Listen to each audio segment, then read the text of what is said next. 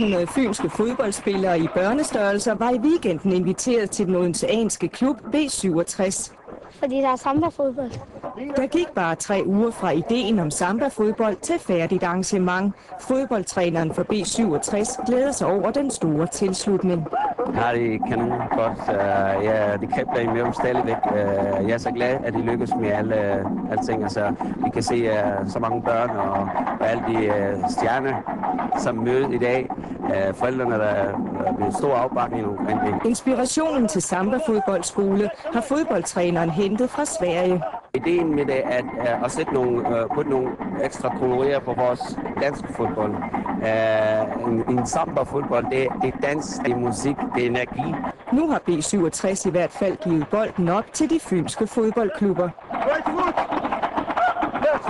Målet er at få bringe det her samba-fodbold til Danmark. Et start skal jo starte fra, og det har vi valgt at gøre det her i B67. I alt 5 brasilianske fodboldspillere var inviteret til at danse de første driblinger ind hos børnene, der kunne sole sig under et par brasilianske berømtheder på Fyn, tidligere OB-spiller Junior og nuværende spiller Bechara. Han er begejstret for ideen om samba-fodbold. Det er en initiativa muito legal, assim, acho que a integração das pessoas, né? São muitas crianças de outros países também aqui representando. Eu acho que o mais importante de tudo é a confraternização que nós estamos apresentando aqui para o futebol brasileiro, no futebol que genuinamente é campeão 5 vezes do mundo. Eu acho que de unge spillere har da også taget rigtig godt imod dagens arrangement, trods regnen, og giver her opvisning på, hvad de har lært. Det er sjovt, og man lærer meget. Og man får lov til at spille fodbold. Hvordan var det med de brasilianske trænere? Han var god. Han var meget god, og han var meget sjov. Ja. Jeg kunne bare ikke lige forstå, hvad han sagde.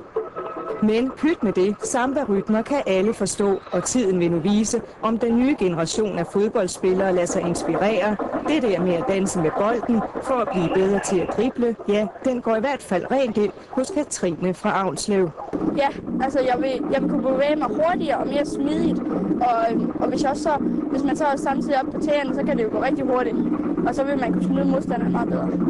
Så du synes, det her samba-fodbold er en rigtig god idé? Ja, og jeg synes, at der er flere, der skulle lære det, så at man kunne, at alle kunne få det at vide, at det er en meget nemmere måde at spille fodbold på.